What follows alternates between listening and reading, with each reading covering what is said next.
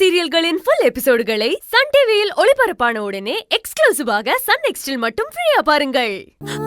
உனக்கு தெரியாது மீனா, என் மனசுல என் பொண்ண பார்க்காம தினம் தினம் நான் ஒரு வலி அனுபவிச்சுட்டு இருக்கேன்.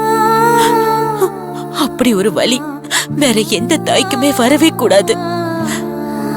பெத்த பொண்ண சீராட்டி பாலூட்டி வளர்க்கணும்னு தானே எல்லா தாயுமே ஆசைப்படுவாங்க. ஆனா எனக்கு அந்த பாக்கியம் என் பொண்ணு மூலமா கிடைக்காமலே போயிடுச்சு. நான் அவளோட முகத்தை ஒரே ஒரு தடவையாச்சு பார்த்தா போதுன்னு துடிச்சிட்டு இருக்கேன்.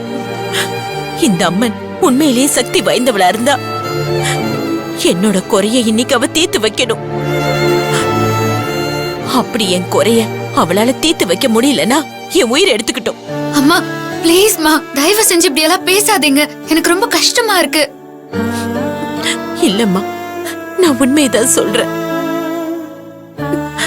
என் மக எனக்கு கிடைக்கிற வரைக்கும் நான் இந்த கோயிலை விட்டு வரவே மாட்டேன். என் உயிர் போனாலும் இந்த அம்மன் கண்ணு முன்னாடியே போகட்டும். என் பொண்ண என் கண்ணுல காட்டல, என் பொணத்தை இந்த அம்மன் அவ கண்ணால பார்த்து நல்லா ரசிக்கட்டும்.